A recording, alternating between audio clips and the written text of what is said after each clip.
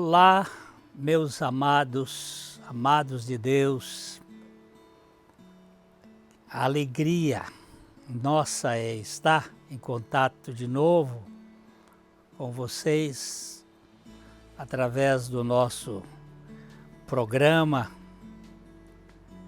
O nosso objetivo aqui com esse programa Café e Fé é anunciar o Evangelho das insondáveis riquezas de Cristo, o Deus que se fez carne, que se fez gente e que habita e que habitou entre nós como Emmanuel, e que por sua graça Ele pode habitar em cada um de nós como nosso Senhor e Salvador.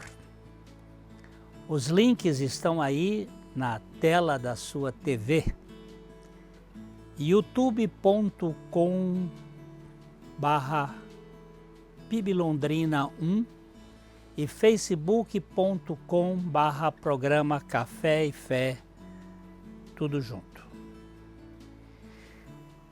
Nós contamos com você. Você pode ser o nosso aliado. Contamos com a sua participação, com a sua colaboração, para que esse nosso programa se mantenha pela graça de Deus. Nós temos custos, contamos com as suas orações, nós enfrentamos lutas espirituais que precisam de uma retaguarda, e que você divulgue para que outras pessoas conheçam o Evangelho de nosso Senhor Jesus Cristo e que um público cada vez maior seja alcançado. Nós vamos às indicações de leitura desta semana e logo a gente volta.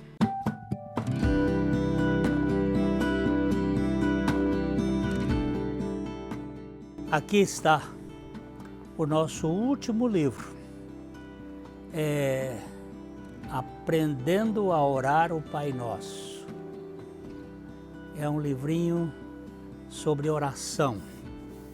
Há um escritor inglês do século XVII, Matthew Henry, que ele disse o seguinte: quando Deus pretende dispensar grandes misericórdias a seu povo, a primeira coisa que faz é inspirá-lo a orar. É um livrinho sobre como orar e tem um capítulo que é especialmente orando o Pai Nosso e que deu o título. Para mim, que escrevi, foi uma bênção, espero que seja para você também um motivo de ganhar esta realidade espiritual. Aqui o C.H. Spurgeon, Charles Spurgeon, do século XIX, disse o seguinte: as verdadeiras orações são como pombos correios, que encontram seu caminho com extrema facilidade. Elas não podem deixar de ir para o céu, pois é do céu que procedem. Elas estão apenas voltando para o lugar de onde vieram. Deus é quem nos inspira a orar e nós oramos aquilo que Ele colocou nos nossos corações.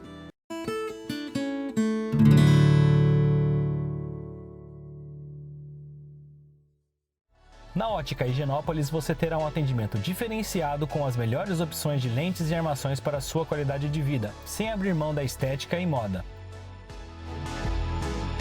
E o melhor, você não paga mais por isso.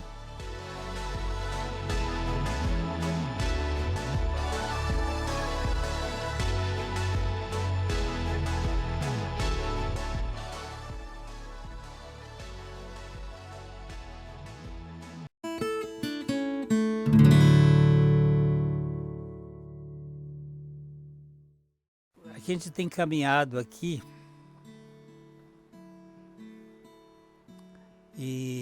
na carta do apóstolo Pedro, primeira epístola, quando ele faz uma abordagem aos crentes que estavam dispersos, para que eles fossem robustecidos pela graça de Deus e fossem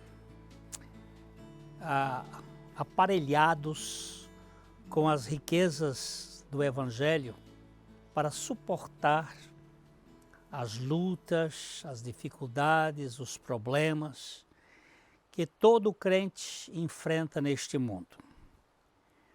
Hoje nós vamos caminhar aqui a partir do versículo 12 do capítulo 4 de 1 Pedro, onde o apóstolo fala do sofrimento por Cristo, como um privilégio glorioso do cristão.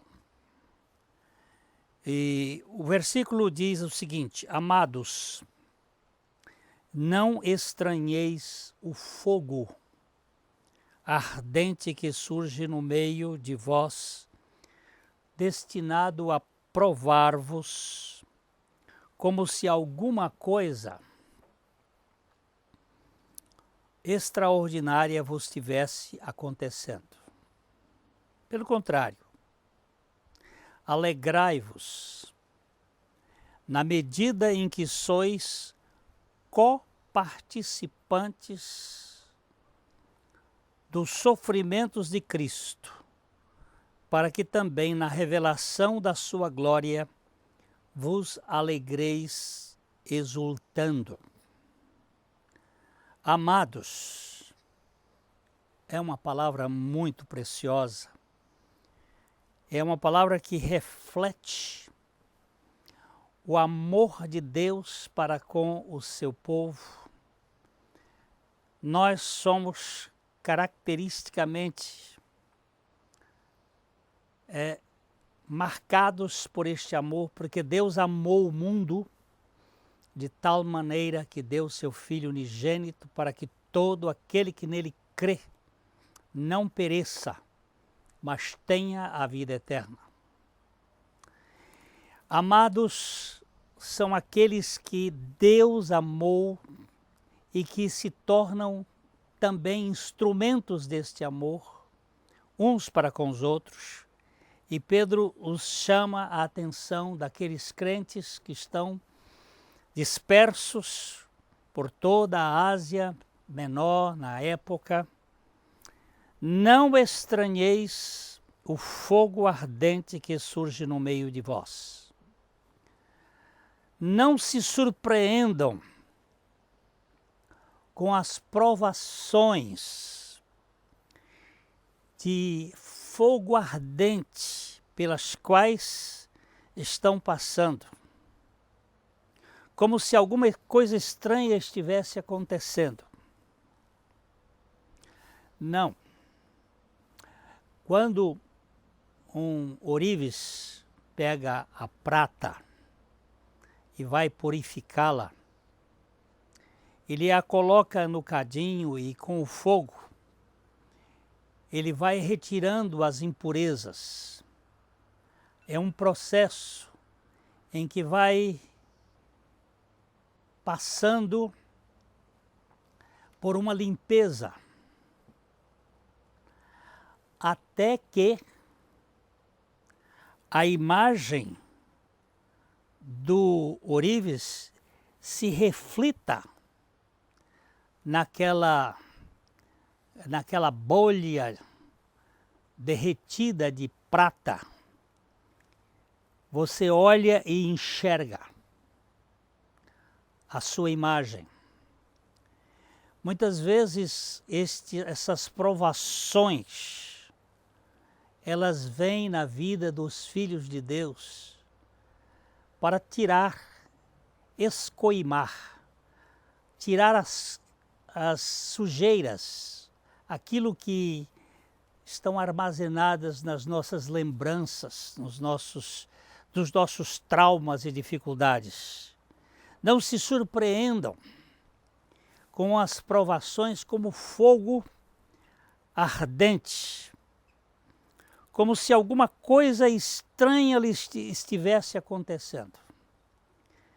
Não é este o objetivo de simplesmente colocar os cristãos na fornalha, mas é de fazer com que através desse trabalho nós sejamos purificados e muitos destes acúmulos de coisas que estão na nossa história sejam retirados. E ele usa no versículo 13 uma coisa, pelo contrário, não é para ficar estranhando, não é para ficar surpreendido, mas pelo contrário, para alegrarem-se, alegrem-se, alegrem-se. E alegrem-se muito, pois essas provações os tornam participantes dos sofrimentos de Cristo, a fim de que tenham a maravilhosa alegria de ver sua glória quando ele for revelado. Vocês não podem, nenhum de nós pode, sofrer de modo redentivo, porque só Cristo sofreu redentivamente, isto é, sofreu assumindo a nossa causa, sofreu assumindo os nossos pecados, sofreu de modo vicário, levando sobre si a nossa natureza perversa, egoísta, pecadora, corrupta, morrendo a nossa morte e ressuscitando para nos dar a vida.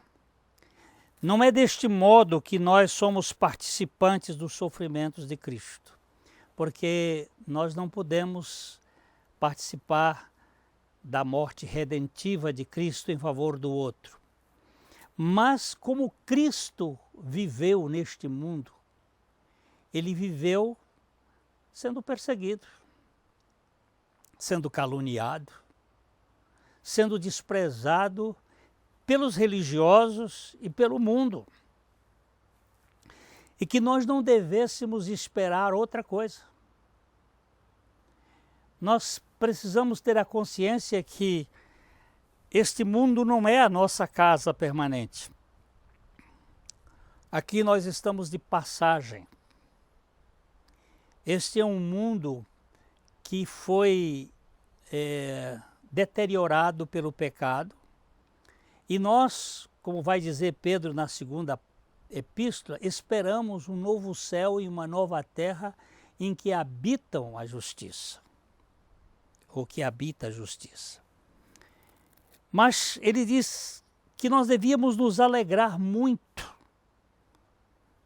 pois essas provações, elas nos fazem não somente participantes dos sofrimentos que Cristo teve aqui na terra e sermos solidários neste estado de saber que aqui no mundo nós teríamos tribulações, porque foi isso que o Senhor disse aos seus discípulos, mas também eles servem para nos limpar, nos purificar de toda injustiça, porque nossos sofrimentos nos ajudam a voltar para o Senhor e tratar com Ele para a nossa purificação. A gente vai dar uma pequena parada aqui e logo, logo estaremos voltando.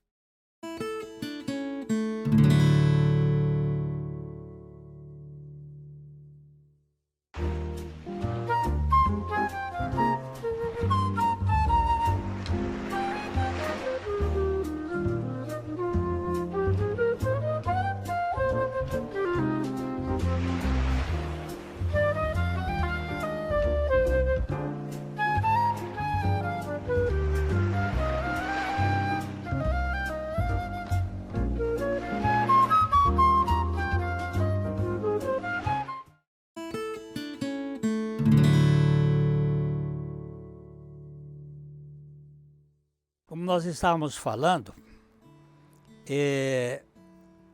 tem uma alegria de sermos participantes do mesmo sofrimentos que Cristo padeceu, não esperar que vamos ser tratados de outra maneira e que estamos dentro do script. Se Cristo foi maltratado, foi injuriado, foi insultado, e nós também somos, nós devemos ter isto como motivo de alegria, de contentamento, com grande glória. No versículo 14, o apóstolo diz: se pelo nome de Cristo sois injuriados, bem-aventurados sois, porque sobre vós repousa o Espírito da glória e de Deus. Se vocês forem insultados, se vocês forem caluniados, se vocês forem injuriados, por causa de Cristo, em nome de Cristo, não é pelos seus desatinos, não é pela sua maneira ríspida de tratar os outros, não é pela estupidez, se vocês forem insultados por causa do seu comprometimento com Cristo, vocês são abençoados, pois a glória do Espírito de Deus, ela repousará ou repousa sobre vocês. Vocês estão dentro de um fato que é a glória de Deus está sobre a vida de vocês. O Espírito de Deus está sendo ali trabalhado na vida de vocês, está trabalhando na vida de vocês.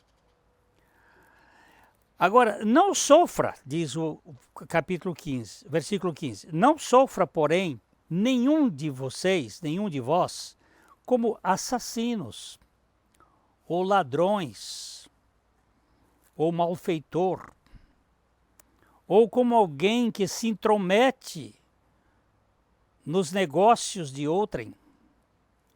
Mas se sofrer como cristão, não se envergonhem disso, antes glorifiquem a Deus com esse nome. O que ele quer dizer com isto para nós? Se vocês são insultados, injuriados, caluniados, considerem isto motivo de alegria. Não sofra de outra maneira. Não sofra, porém, como aquele que mata, rouba, causa confusão ou se intromete em assuntos alheios. Quando a gente sofre as perseguições deste mundo por ter feito a coisa certa, é motivo de alegria.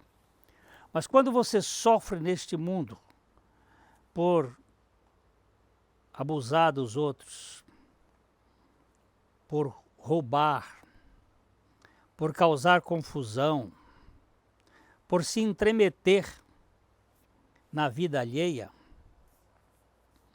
isso não é motivo de alegria, isso não é motivo de louvor, isso é de muita tristeza. Quando a gente vê hoje o nosso país, que durante tanto tempo foi pilhado, foi roubado por gangues especializadas de poder, a gente fica muito triste. Né? Isso não causa alegria a ninguém. Mas, como cristãos, se nós somos maltratados pela nossa fé coerente, por uma fé que tem sólidos fundamentos no amor de Deus, na graça de Deus, na justiça de Deus, é para nós nos alegrarmos e não para nos entristecer. Se sofremos por ser cristãos, diz o apóstolo, não se envergonhem.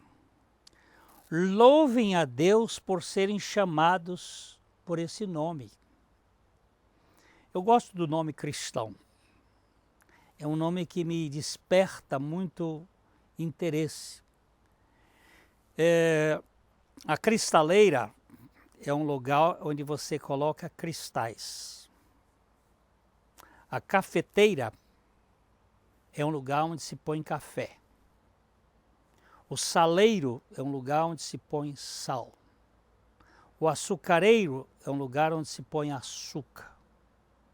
E por aí vai. A chaleira é onde se faz chá, ou se põe chá. E cristão é a pessoa que tem Cristo e que transpira Cristo e que exala Cristo e que tem o caráter de Cristo. Não é um mero religioso. Se sofrerem por ser cristãos, não se envergonhem disto. Pelo contrário, é motivo de grande alegria, é motivo de grande prazer. Por quê? Diz o apóstolo, porque a ocasião de começar o juízo pela casa de Deus é chegada. Ora, se primeiro vem por nós, qual será o fim daqueles que não obedecem ao Evangelho de Deus? O que o apóstolo quer dizer com isto aqui? A meu ver, se chegou a hora de julgamento, julgamento é um processo de purificação, de limpeza, que deve começar primeiro pela casa de Deus, pela igreja de Deus. E se o julgamento começa conosco, através destas perseguições, desses desprezos, desses insultos, que destino terrível aguarda aqueles que nunca obedeceram às boas novas de Deus. Se nós, como cristãos, sofremos neste mundo, o que será daqueles que não têm nenhuma esperança de redenção?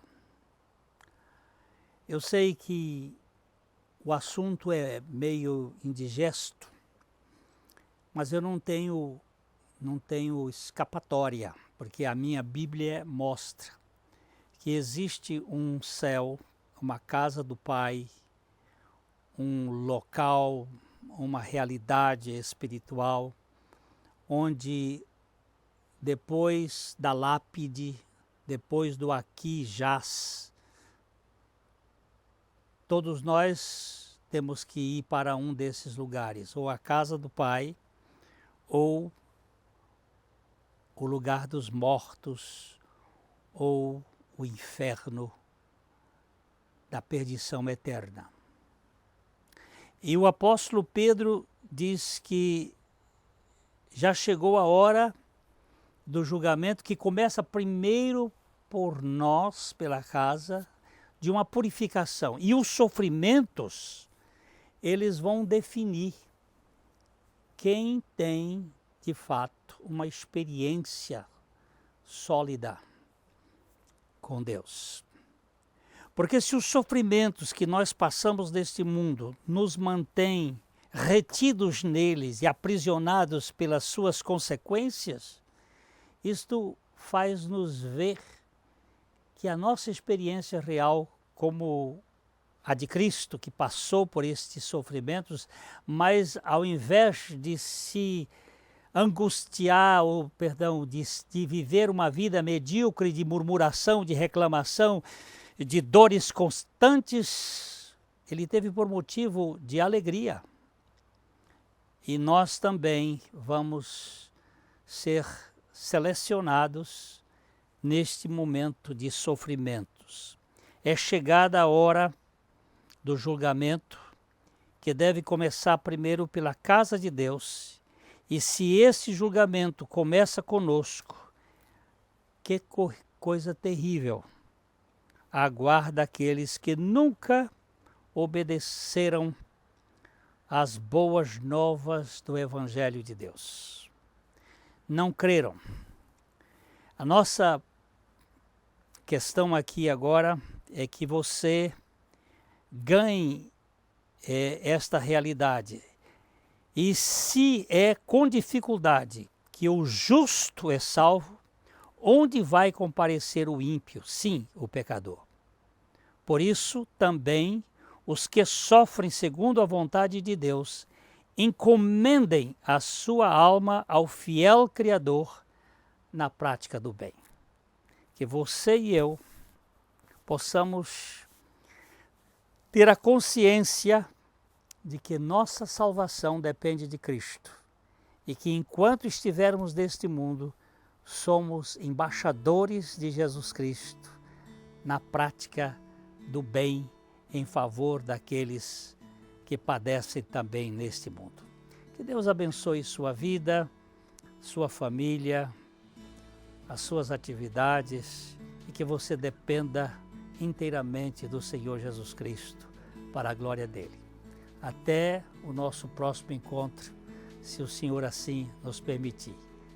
Um abraço de coração para coração.